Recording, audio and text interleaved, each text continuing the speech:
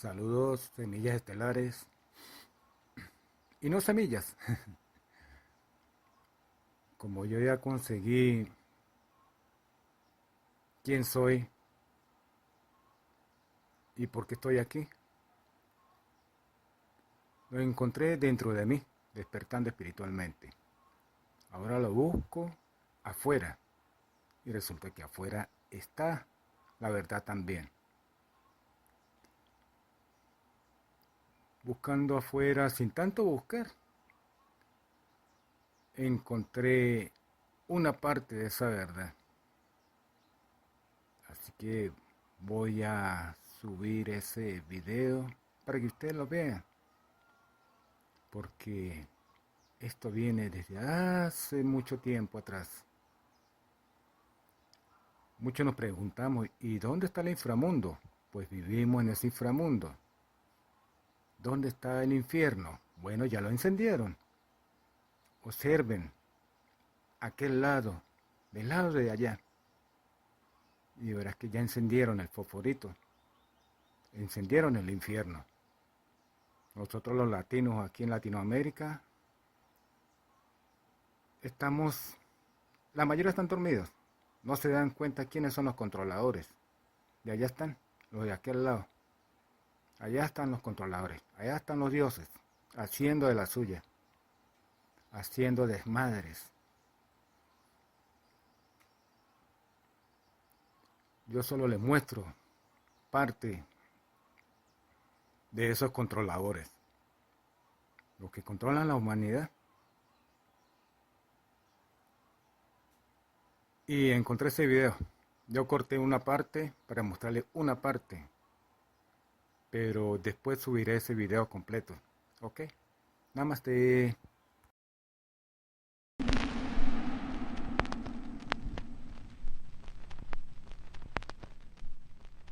Spirituality is a particular La term espiritualidad es un which término actually que significa means lidiar con la intuición. dealing with intuition. In the theistic tradition, En la tradición teísta there is notion of existe una noción de aferrarse a la palabra. to a word.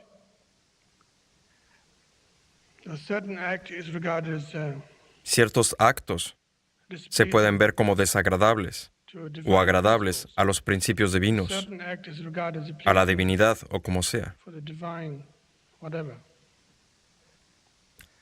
In the tradition of La tradición Knowledgeism, laica, however, por su parte, it is very es muy direct. directa y no asigna tanta importancia a los hechos históricos. Lo que importa es el aquí y ahora, el tratar de experimentar lo que está a la mano, en el acto.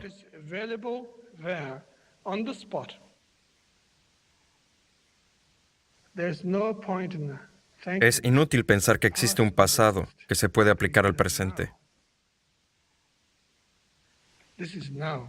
Este es el ahora. Este preciso momento, nada místico, solo el ahora.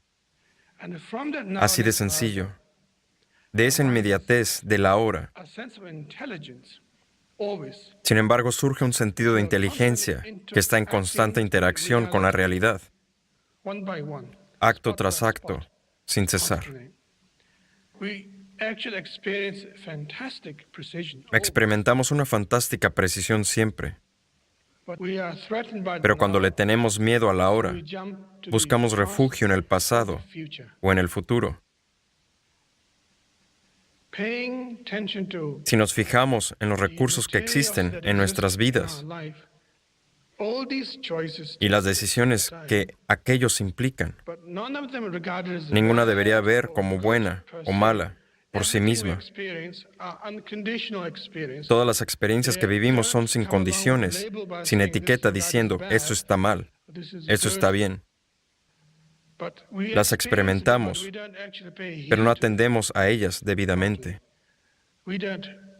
De hecho, no nos percatamos si nos llevan a alguna parte. Consideramos eso como una molestia. Solo esperamos estar muertos. waiting to be dead. Waiting to be dead.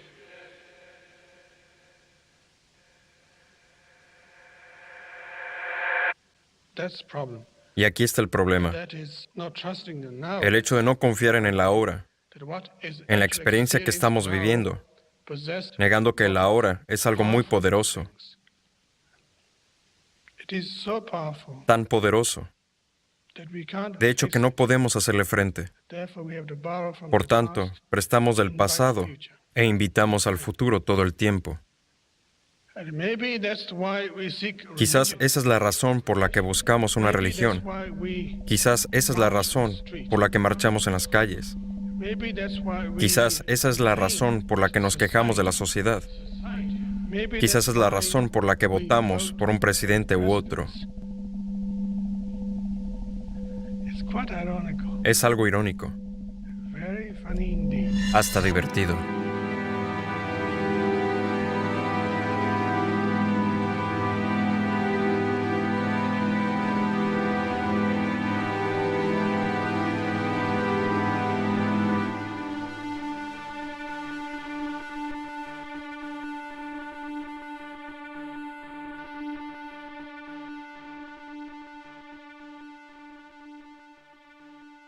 The more you begin to investigate, Cuanto más investigas lo que creemos entender, de dónde venimos, lo que hacemos, tanto más te das cuenta de que nos han mentido. Todas las instituciones nos han mentido.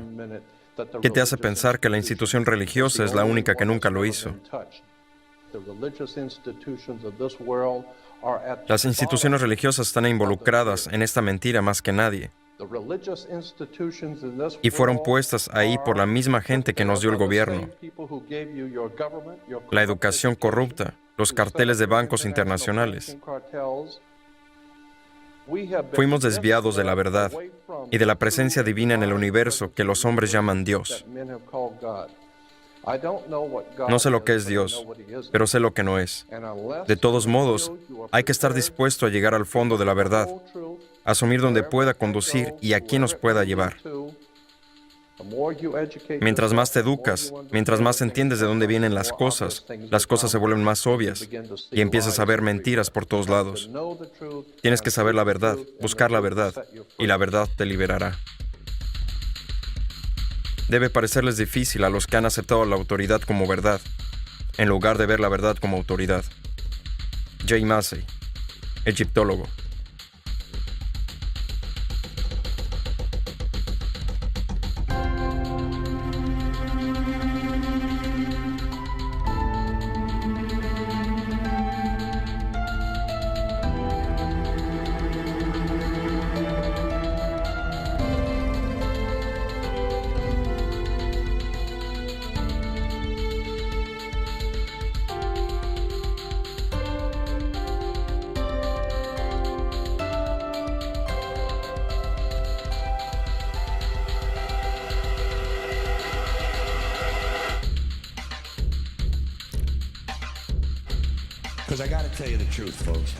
Les voy a ser sincero.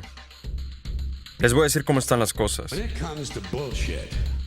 Cuando se trata de bobadas, y me refiero a tonterías en mayúscula, hay que quitarse el sombrero ante el campeón de las promesas falsas y afirmaciones exageradas: la religión. Pensemos en eso un momento. La religión ha convencido a la gente que hay un hombre invisible en el cielo que ve todo lo que haces, cada minuto de cada día. Y este hombre invisible tiene una lista especial de 10 cosas que no quiere que hagas. Y si haces alguna de esas 10 cosas, Él tiene un lugar especial para ti, lleno de fuegos, humos, torturas y angustia, donde te va a mandar a vivir para que estés llorando y gritando hasta el fin del tiempo.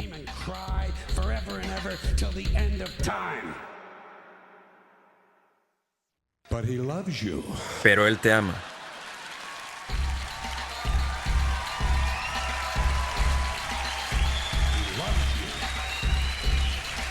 Te ama y necesita tu dinero. Siempre necesita dinero. Es todopoderoso, perfecto, lo sabe todo. Pero de alguna manera se le da mal gestionar dinero. La religión se lleva miles de millones de dólares, no paga impuestos y aún así siempre necesita un poco más. En fin, una buena tomada de pelo, vamos.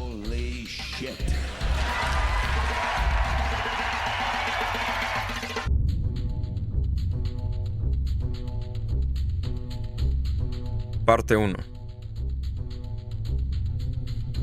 La mejor historia jamás contada.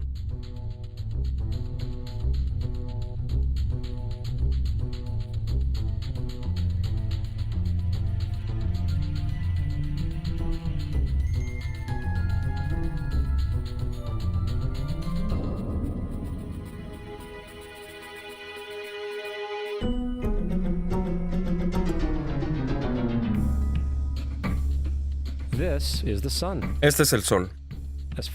Desde hace unos 10.000 años antes de Cristo, la historia abunda de grabados y escrituras expresando el respeto y la adoración de los pueblos por este objeto.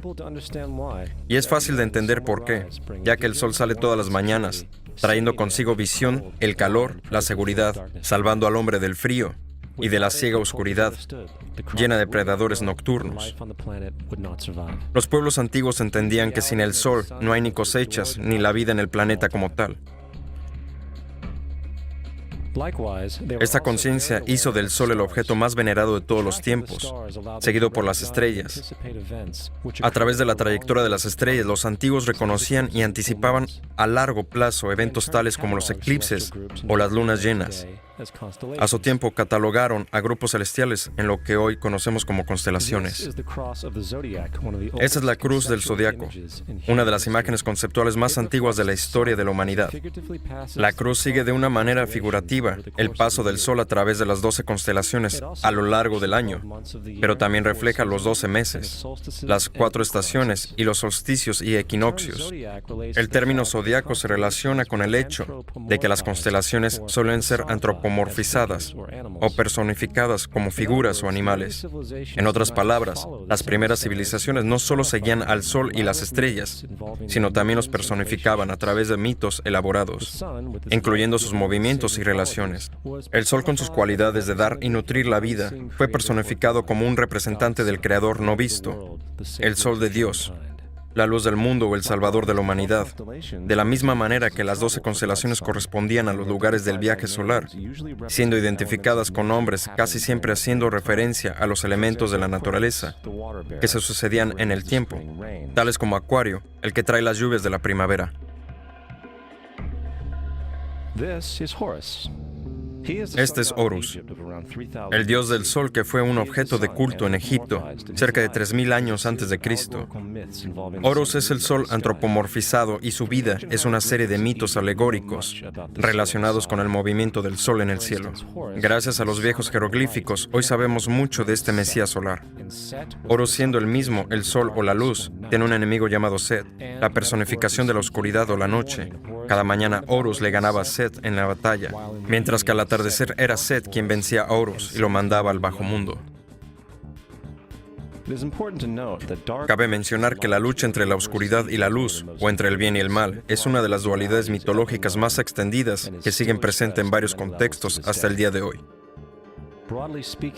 En grandes rasgos, la historia de Horus es la siguiente. Horus nació el 25 de diciembre, hijo de la Virgen Isis Meri. Su nacimiento fue acompañado por una estrella en el este, la cual ayudó a 3 reyes a ubicar y venerar al Salvador recién nacido. Niño prodigio, a los 12 años empezó sus enseñanzas y a los 30 fue bautizado, Anup. Así, comenzando su ministerio, Horus tenía 12 discípulos que viajaban con él haciendo milagros, tales como curar a los enfermos o caminar sobre el agua. Horus era conocido con varios nombres: la verdad, la luz, el Hijo de Dios, el buen pastor, el Cordero de Dios, entre muchos otros. Tras haber sido traicionado por Tifón, Horus fue crucificado, enterrado durante 3 días y resucitado. Originales o no, estos conceptos han sido adoptados por muchas otras culturas en el mundo entero. Por tanto, muchos dioses hoy derivan de su divinidad, de la misma mitología. Atis de Frigia, nacido de la Virgen Nana el 25 de diciembre, crucificado, enterrado y resucitado 3 días más tarde. Krishna de India, nacido de la Virgen Devaki, con la estrella del este apuntando a su llegada, realizaba milagros con sus discípulos para luego ser resucitado tras morir. Dionisio, de Grecia, nacido de una virgen el 25 de diciembre, era un maestro nómada que hacía milagros tales como transformar el agua en vino. Fue llamado el Rey de los Reyes, el único hijo de Dios, el Alfa y el Omega, entre otros muchos otros, y cuando murió fue resucitado. Mitra, de Persia, nacido de una virgen el 25 de diciembre, también tuvo 12 discípulos y hacía milagros, y cuando murió fue enterrado por 3 días y luego resucitado, teniendo apodos tales como La Verdad, La Luz y muchos otros. Curiosamente, el día sagrado para celebrar a Mitra era el domingo. La realidad es que muchos salvadores de diferentes épocas en todas partes del mundo comparten estas mismas características. Entonces la pregunta es, ¿por qué estos y no otros? ¿Por qué todos tenían que nacer de una virgen el 25 de diciembre, permanecer muertos durante 3 días y ser resucitados? ¿Por qué tenían que tener 12 seguidores? Para responder estas preguntas examinamos nuestro Mesías solar más reciente. Jesucristo, nacido en Belén de la Virgen María el 25 de diciembre. Su nacimiento anunciado por la estrella del este que los 3 reyes magos siguieron para ubicar al nuevo Salvador. Empezó sus enseñanzas a la edad de 12 años y a los 30 fue bautizado por Juan el Bautista. Así comenzando su ministerio. Jesús tuvo 12 discípulos que viajaban con él haciendo milagros tales como curar a los enfermos, caminar sobre el agua, despertar a los muertos, y él mismo era conocido como Rey de los Reyes, el Hijo de Dios, la luz del mundo, el Alfa y Omega, el Cordero de Dios, entre muchos otros nombres. Después de ser traicionado por su discípulo Judas y vendido por 30 piezas de plata, fue crucificado y enterrado y 3 días más tarde resucitado para subir a los cielos. Antes que nada, observamos que toda esta secuencia es 100% astrológica. La estrella del este no es otra que Sirio, la estrella más brillante en el cielo, que el 24 de diciembre se alinea con las 3 estrellas más brillantes del cinturón de Orión. Las 3 estrellas brillantes las llamamos hoy día como si fueran llamadas antes, los 3 reyes. Los 3 reyes y la estrella más brillante, Sirio, todas apuntan a un lugar donde sale el sol, el 25 de diciembre. Por eso los 3 reyes siguen a la estrella del este para localizar el amanecer, es decir, el nacimiento del sol.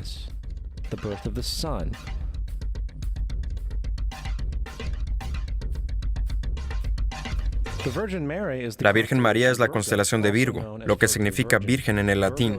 Virgo también se refiere a la casa del pan. Por lo tanto, la representación de Virgo es una virgen sosteniendo un puñado de trigo. La casa del pan es el símbolo del trigo, representando los meses de agosto y septiembre, el periodo de la cosecha. En realidad, Belén literalmente significa la casa del pan y hace referencia a la constelación Virgo, un lugar en el cielo, no en la tierra.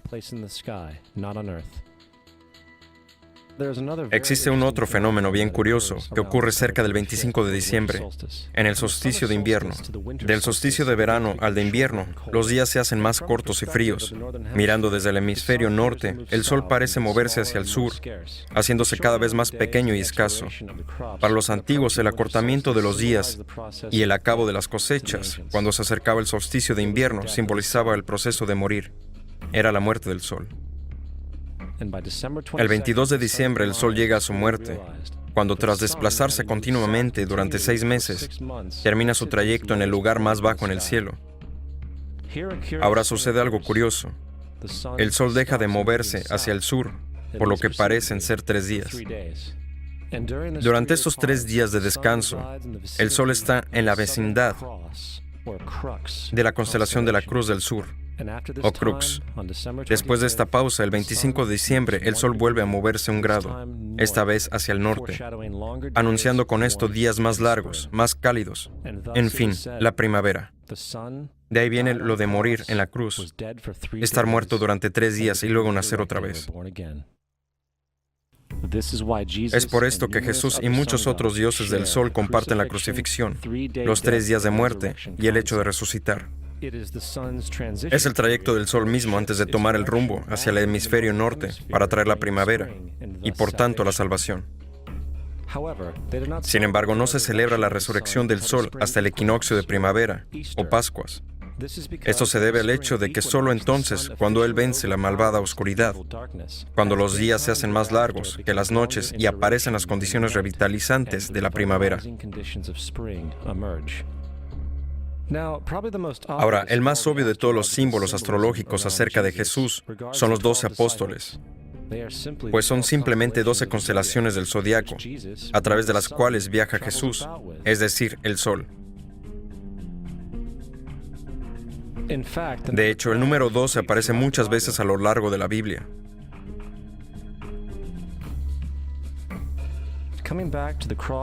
Este texto tiene más que ver con la astrología que con cualquier otra cosa. La vida figurativa del Sol no era solo una expresión artística o herramienta para seguir los movimientos del Sol. Era también un símbolo espiritual pagano, que resumido podría parecer en algo así. Este no es un símbolo cristiano. Es una interpretación pagana de la cruz del zodiaco.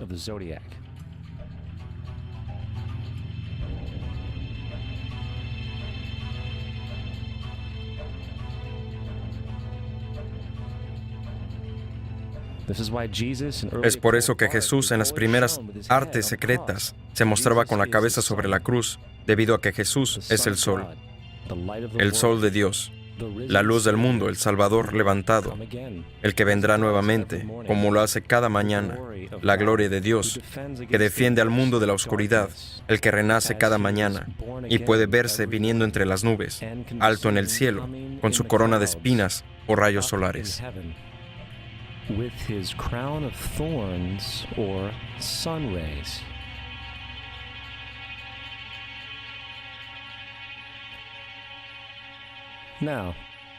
De las varias metáforas astrológicas y astronómicas encontradas en la Biblia, una de las más importantes tiene que ver con eras, abundando en la Biblia referencias a lo que es la era. Para entender esto, nos hace falta saber un poco sobre el fenómeno llamado precesión de los equinoccios. Los antiguos egipcios, así como culturas anteriores a ellos, reconocían que aproximadamente cada 2150 años, el amanecer en la mañana del equinoccio de primavera ocurre en un signo diferente del zodiaco. Esto tiene que ver con el lento movimiento angular que la Tierra mantiene mientras gira sobre su eje, y se llama precesión, porque las constelaciones van hacia atrás de forma opuesta al ciclo anual habitual. El tiempo que tarda la precesión en pasar por los 12 signos es aproximadamente de 25.765 años. A esto se le llama el Gran Año, un fenómeno del cual las sociedades antiguas eran muy conscientes, llamando al periodo de 2150 años una era. De 4300 a.C. a 2150 a.C. fue la era de Tauro, el toro. De 2150 a.C. el primero fue la era de Aries, el carnero. Y del primero después de Cristo al 2150 después de Cristo es la era de Piscis, en la que estamos hoy. Cerca del año 2150 entraremos en una nueva era, la de Acuario.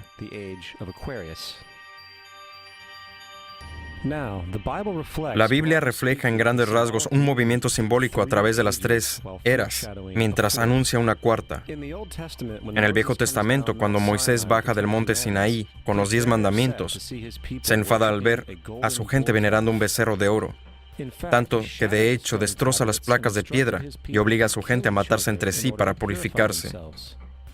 La mayoría de los especialistas bíblicos atribuyen esta ira al hecho de que los israelitas están dando culto a un ídolo falso, pero en realidad el becerro de oro es Tauro, mientras que Moisés representa la era de Aries.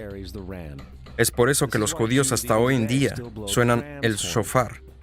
Moisés representa la nueva era, en la cual todos deben cortar los lazos con la era que le precede. Otros dioses como Mitra, una divinidad precristiana que mata al toro, también marca estas transiciones del mismo modo. Jesús es la figura que acompaña a la era de Aries hacia la era de Piscis, o sea, de los dos peces. El simbolismo del pez abunda en el Nuevo Testamento, donde Jesús alimenta a 5,000 personas con pan y 2 peces. Cuando comienza su ministerio en Galilea, se hace amigo de 2 pescadores que le siguen. Y creo que todos hemos visto pegatinas con un símbolo de pez en muchos coches, aunque pocos saben lo que significa realmente. Se trata de un símbolo astrológico pagano del reino del Sol durante la era de Piscis. También el supuesto nacimiento de Jesús es esencialmente el comienzo de esta era. En Lucas 22:10, cuando a Jesús le preguntan sus discípulos dónde serían las próximas Pascuas cuando Él se haya ido, Jesús contesta: cuando entren a la ciudad contemplen, ahí encontrarán un hombre sosteniendo un cántaro de agua. Síganlo a la casa donde entre. Este escrito es uno de los más reveladores de todas las referencias astrológicas en la Biblia. El hombre llevando el cántaro de agua es Acuario, el aguador, representado siempre como un hombre echando agua desde un cántaro, ya que simboliza la era que sigue a Piscis. Y cuando el sol de Dios, deje la era de Piscis, Jesús irá a casa de Acuario, ya que Acuario sigue a Piscis en la precesión de los equinoccios. Todo lo que Jesús está diciendo es que tras la era de Piscis vendrá la era de Acuario.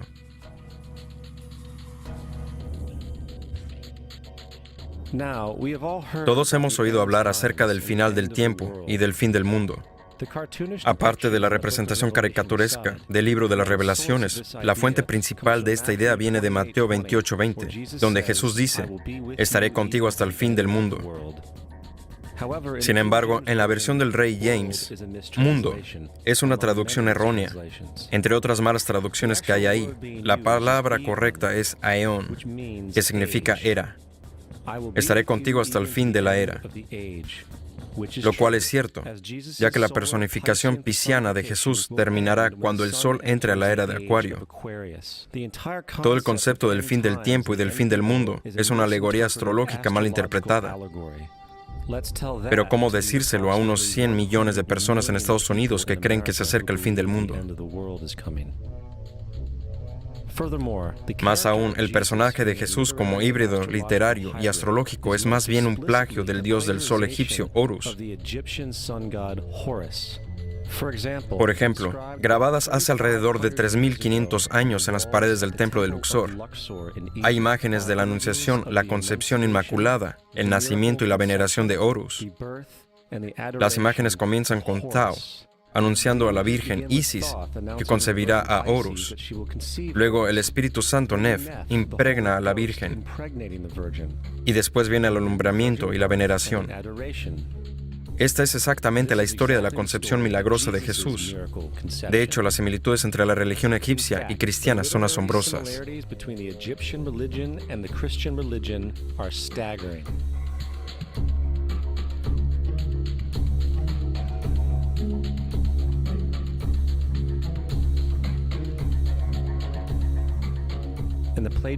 Y el plagio no termina ahí. La historia de Noé y el arca de Noé están copiadas textualmente de la tradición egipcia. El concepto de la gran inundación es algo muy presente en el mundo antiguo, con más de 200 declaraciones diferentes citadas en distintos periodos. Basta con citar la época de Gilgamesh, con sus escritos de 2600 años antes de Cristo. Esa historia habla de una gran inundación mandada por Dios, un arca que salvó animales e incluso el envío y el retorno de una paloma, todos iguales que en la historia bíblica, junto con muchas otras similitudes. También la historia de Moisés es un plagio. Cuando Moisés nació, se dijo que fue puesto en un canasto y dejado flotando en un río para evitar el infanticidio. Más tarde fue rescatado por una hija de la realeza y criado por ella como un príncipe. Esa historia de un bebé en un canasto es una copia del mito de Sargón de Akkad, que data alrededor de 2250 a.C. Sargón también fue puesto en un canasto al nacer para evitar infanticidio y fue dejado flotando en un río para acabar rescatado y criado por Aki, una comadrona de la realeza. Aún más, Moisés es conocido como el quien da leyes, ya que fue el quien trajo los 10 mandamientos. Sin embargo, la idea de una ley pasada de Dios a un profeta en una montaña es también un tópico en la historia de los mitos. En India, Manu era el que daba las leyes. En Creta, Minos ascendió al monte Dicta, donde Zeus le dio las leyes sagradas, mientras que en Egipto hubo Mises, que llevó las placas de piedra donde describieron las leyes divinas. Manu, Minos, Mises, Moisés. Y en cuanto a los 10 mandamientos fueron sacados completamente del encanto 125 del libro de los muertos egipcio. Lo que en el libro de los muertos era, no he robado, se convirtió en no robarás. No he matado, en no matarás. No he mentido, en no levantarás falso testimonio, y así sucesivamente. De hecho, la religión egipcia es el primer punto de referencia para la teología judeocristiana. El bautismo, la vida después de la muerte, el juicio final, el nacimiento por virgen y la resurrección, la crucifixión, el arca de la alianza, la circuncisión, los salvadores, la sagrada comunión, el diluvio, la Pascua cristiana, la Navidad, la Pascua judía y muchas más, todos vienen de ideas egipcias creadas mucho antes que el cristianismo y el judaísmo. Justino Mártir, uno de los primeros historiadores y defensores cristianos, escribió: cuando decimos que Jesucristo, nuestro Maestro, fue concebido sin unión sexual, fue crucificado, murió y volvió a la vida para ascender al cielo, no proponemos nada distinto de lo que estiman los hijos de Dios de Júpiter. En otro escrito, Justino Mártir dice: Él nació de una virgen. Acepta esto junto con todo lo que crees del Dios Perseo. Es obvio que Justino y otros cristianos antiguos sabían cuán similar era la cristianidad respecto a las religiones paganas. Sin embargo, Justino tuvo una solución. Según él, lo hizo el diablo. El diablo tuvo la previsión de venir antes de Cristo y crear estas características en el mundo pagano.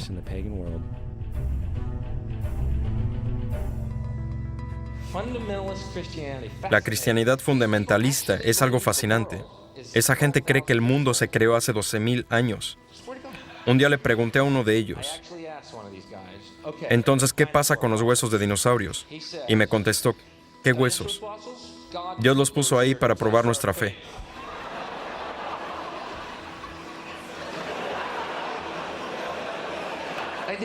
Creo que Dios te puso a ti aquí para probar mi fe, amigo.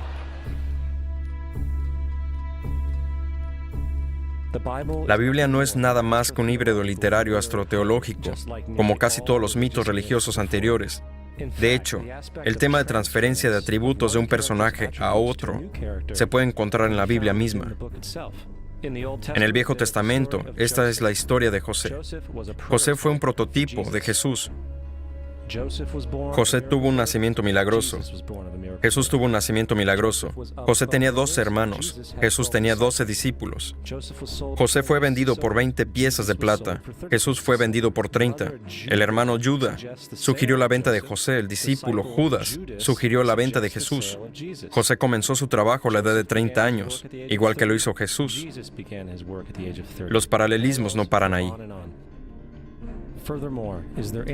¿Y no habrá alguna referencia histórica no bíblica de una persona llamada Jesús, hijo de María, que viajaba con 12 seguidores curando gente y demás? Hay numerosos historiadores que vivieron en la zona del Mediterráneo, ya sea durante o pronto después de la supuesta vida de Jesús. ¿Cuántos de ellos hablan de él? Ninguno.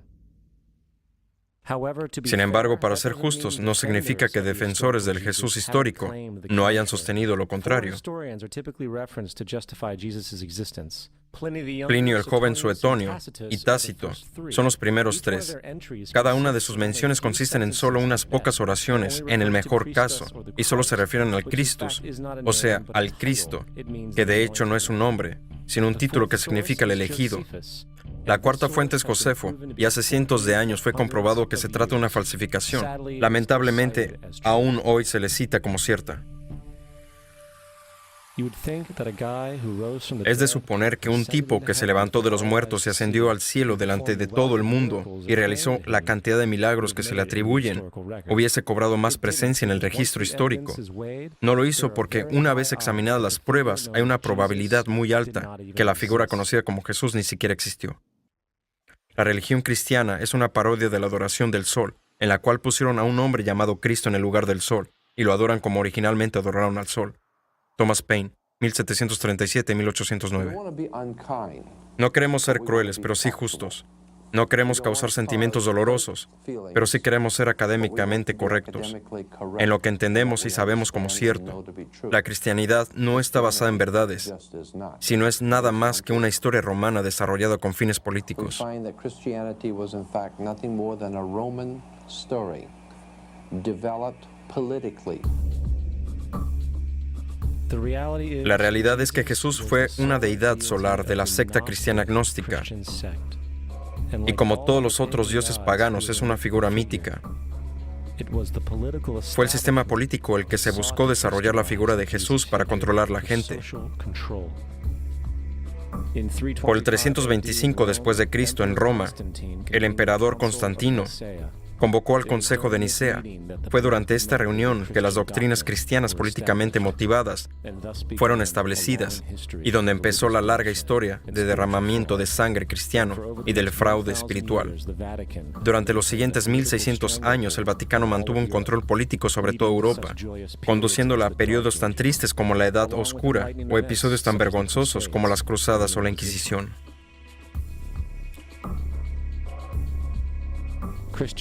La cristianidad, junto con todos los demás sistemas de creencias teístas, es un fraude que tiene por finalidad separar a las especies de su entorno natural y del mismo modo a nosotros entre sí.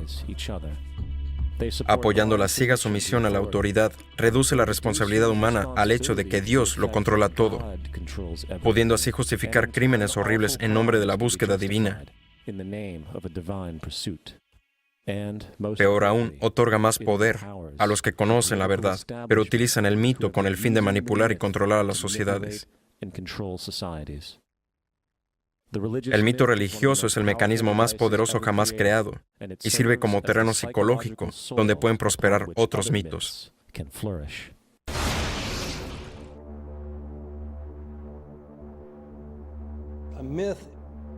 Un mito es una idea que, aun siendo popularmente creída, sigue siendo falsa.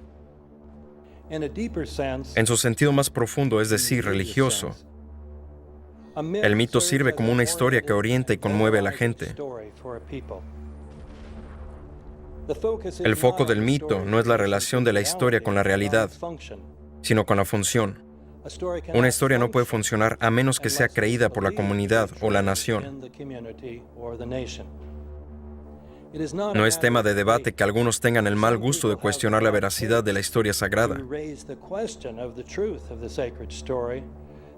Los guardianes de la fe no entran en debate con ellos. Ellos ignoran o denuncian como blasfemo al que la cuestione. Es erróneo, blasfemo y pecaminoso que usted sugiera, insinúe o ayude a otros a llegar a la conclusión de que el gobierno de los Estados Unidos haya matado a 3,000 de sus propios ciudadanos.